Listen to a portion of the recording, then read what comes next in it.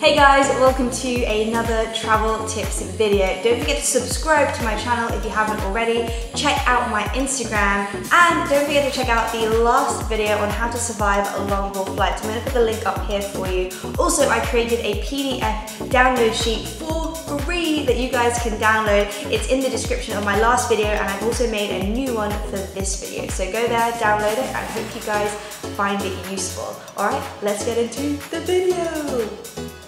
Tip number one, if you're having trouble falling asleep, substitute with melatonin. Our bodies naturally produce melatonin, but when you're in a different country and you're jet lagged, your timings are out of whack and so is your body, so it might not be producing melatonin when it should. Therefore, supplement with a small amount of melatonin. Usually, I think the pills are around 3 milligrams, but find the amount that works right for you. I actually tried it the other night and I was fine with having 1.5 milligrams. On the plane, I probably have 3 milligrams because it's noisier and it's going to be harder for me to get to sleep, so I want something a little bit more strong. Also, limit the use of electronics because it has been shown that using electronics can actually reduce your body's ability to produce melatonin, which means your quality of sleep is going to be a lot lower and it's going to be a lot harder to get to sleep as well. Tip number two, apps. If you guys really must use your electronics in the evening time, I would definitely suggest using some of these apps. For Mac, I like to use an app called f.lux. This will actually start to switch the lighting of your laptop as it goes into the evening, and it blocks out the blue lights. I can't tell you guys how beneficial this has been and how much of a difference it makes when I use it and when I don't use it.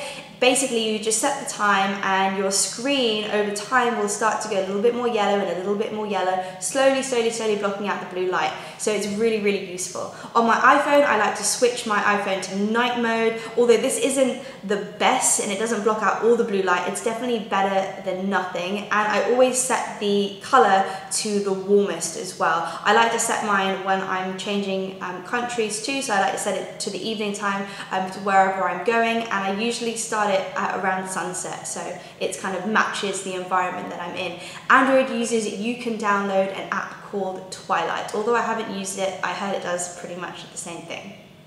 Tip number three, use retimer glasses. Now I haven't used these myself, but I did a little bit of research and I thought you guys might find it interesting. So if you're traveling east, it can actually be really hard to fall asleep once you get to your destination. And if you're traveling west, it can be hard to stay up. But because jet lag in part is due to variations in light, you can actually use retimer glasses to readjust your body. You can actually use these glasses before you travel or once you get to your destination. And they basically use light and variations of light to kind of get you on track. There is this thing called the jet lag calculator, which I will link below. So if you do purchase these glasses, you can put in your destinations and it will tell you exactly when to use them. So this will just be another little step to helping you combat that jet lag. And actually, if any of you guys have used these before, definitely let me know in the comments. It'd be interesting to see, hear, not see your thoughts, but hear your thoughts. Tip number four, meal timings. Meal timings are super important, and what time you eat can give your body a good indication of what time it should be on. So if you usually eat at 9 AM every single morning, when you land in, say, Argentina, make sure that you eat at 9 AM Argentina time. Getting your meal timings in order can really help to adjust your body clock. Tip number five, do not sleep in.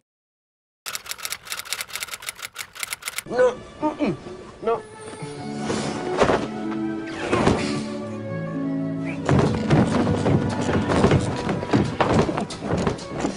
If you sleep in, this is just going to make falling asleep in the evening times even more difficult. I would stay asleep until 9 AM max, and if you really need a nap, just do one in the afternoon and keep it under 25 minutes. I like to do 23 minutes. This means I can nap and then wake up feeling a little bit more energized. Sleeping any more than this can actually cause you to feel groggy and you could wake up feeling even worse than before, therefore making your jet lag even worse. The reason for this is because if you sleep any more than 30 minutes, your body starts to enter a different sleep cycle. And if your body's in a deep sleep cycle and you wake up when you're inside that, that's what makes you feel groggy. So to avoid this, just keep your naps under 20 25 minutes. I'd say 20 to 25, just do 23 to be safe. Tip number 6, bare feet and sunshine. Sunshine is one of the obvious ways to help your body wake up, but one of the other things that you can do is it's something called grounding. So basically, when you go into an aeroplane and you're flying in the sky for however number of hours, you're obviously disconnected from the earth. And when you're disconnected from the earth, your body starts to build up this charge, this static charge. So grounding can actually help to balance your body's charge. And to ground, all you have to do is go outside, walk on some grass barefoot, jump into the ocean, just connect your body to the earth. That way your body is able to soak up the negative charge from the earth, and it can help to balance your overall body charge, so it's not like overly positive or overly negative.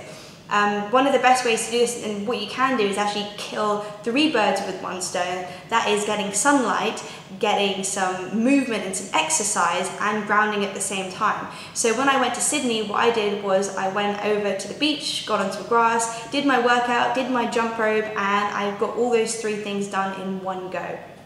Tip number 7, this links to the last one sort of, and it's basically to exercise. Exercising is a great way to wake up your body, and it doesn't have to be anything intense, although I like going to the gym. You don't have to go to the gym. You can just go for a walk or do some jump rope outside like I just mentioned. I prefer to do this in the morning times. If I work out in the evening times, I find it's quite hard to sleep. So doing it in the morning times is a really great way to wake your body up. It doesn't have to be intense, but just sort of like force yourself to do something. I promise you guys, this one is one of the best tips. Tip number 8, coffee. So I would avoid coffee upon landing, and I guess in the first day, because when you land you are probably going to be dehydrated, but the second and third day, when I need that little extra boost, a cup of coffee goes a long way. This is definitely good coffee, and it's woken me up. I was falling asleep on the way here, and now I'm ready to go for another 4 hours. I've got another 4 hours left. And it's just the thing that I need. I like to use it every so often, not all the time, because when I do drink it, I want it to be powerful. But coffee, for all you coffee lovers, you have permission to drink.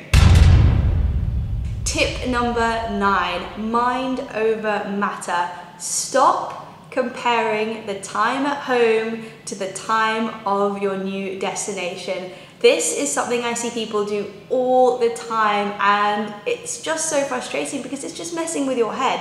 Stop comparing home time. If you keep thinking, oh my god, it's 1 p.m, but really it's 3 a.m. where I am, your mind is just gonna want to like go to sleep. Just forget about that and think about where you are, be in the moment, and yeah, just don't compare, and tell everybody around you not to involve you in their comparisons, because this is just going to make things worse. This is something that I do every single trip. I don't take any notice to what time it is where I just came from, and this is probably one of the most powerful tips, I think. So it's very simple, but it's super powerful. So, in conclusion, yes, jet lag can be annoying, but on the positive side, you've just flown to a new country. Enjoy the new surroundings, get outside. There are worse things in the world, and follow some of these tips to sort of help you along the way. If you guys have any to add, please let me know in the comments. I'm always looking for new ways to help combat the jet lag, and I'd love to hear from you. Don't forget to download the free PDF in the description as well. I hope you guys like it. If you found it useful, definitely let me know. I do enjoy making those little PDFs. I've done 2 now, so it's quite fun. Don't forget to follow me on Instagram as well. Subscribe to my YouTube channel if you haven't yet already. And I will see you guys in my next video. Bye!